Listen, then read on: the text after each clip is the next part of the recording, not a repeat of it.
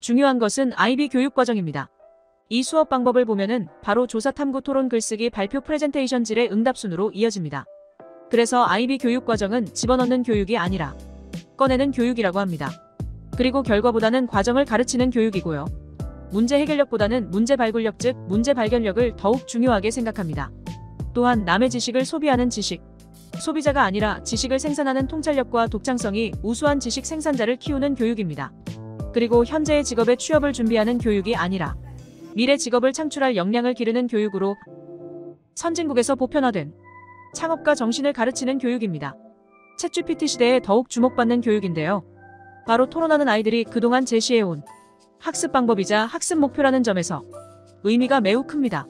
다시 한번 말씀드리면 고교학점제 국제 바칼로레아 그리고 토론하는 아이들의 수업의 공통점은 조사 탐구 토론 글쓰기 발표 순으로 이루어지는 일련의 수업 과정을 거친다는 거.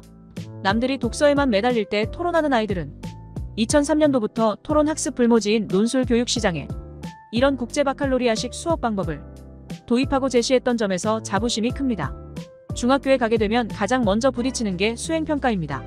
이거는 중학교 1학년 전국의 수행평가 문제 사례를 모아본 겁니다. 과학을 보면요. 과학 문명 발달과 의학 발달이 인권 향상에 독이 되는가 약이 되는가. 근거 3개를 들어 자신의 주장을 논술하시오. 2000자 글쓰기를 요구하고 있고요.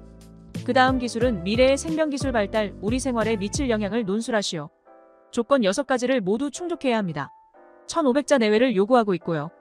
역사 부분은 흥선대원군이 통상수교 거부 정책을 펼치게 된 배경과 그 정책 내용을 쓰고 잘했는지 잘못했는지 자신의 의견을 500자로 요약하시오. 보통 500자에서 2000자 정도의 글쓰기를 요구하고 있습니다. 근데 여기서 좀 더 하나 더 살펴볼 필요가 있는데요. 바로 수학 영역 수행평가 문제입니다.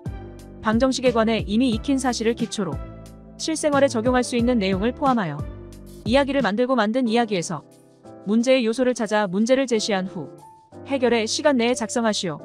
보시는 것처럼 스토리 구성 그러니까 글쓰기가 기본이 돼야 이 문제를 해결할 수가 있습니다. 이 문제는 스토리 구성 논술형 문제, 즉 내용을 생성하고 조직하는 문제라고 할 수 있죠. 기본적으로 방정식의 이해를 전제로 스토리를 논리적으로 구성하는 게 중요합니다. 물론 내용은 당연히 풍부해야 하고요. 또 창의성이 돋보여야 하고 또 글을 쓰는 과정에서 논리적인 모순이 없어야 합니다. 여기서 평가 핵심은 스토리 제시부터 문제 풀이까지 전체 구성 그리고 표현이 우수한가. 이게 중점 체크가 되는 겁니다.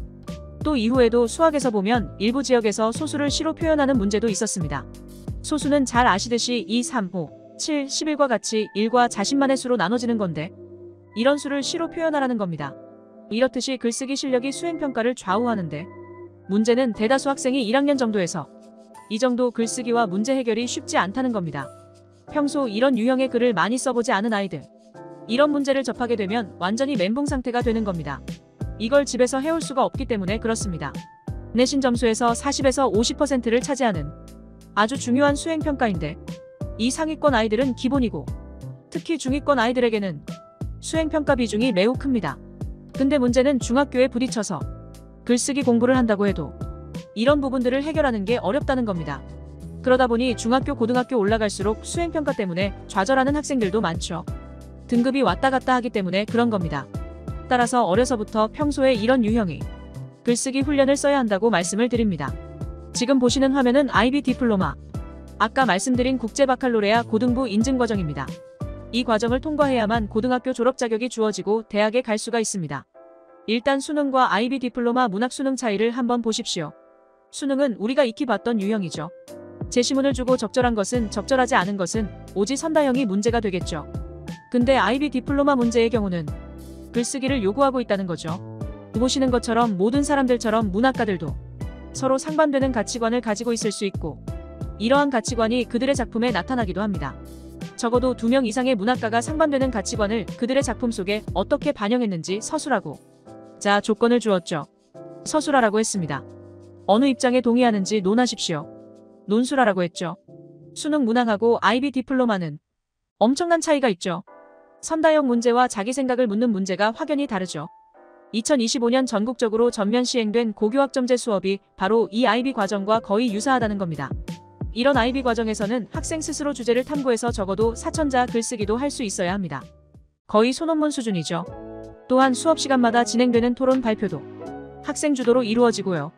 미래 교육을 지향하는 고교학점제에서도 이런 IB 교육 과정처럼 조사 탐구와 토론 글쓰기 역량을 요구한다는 점입니다.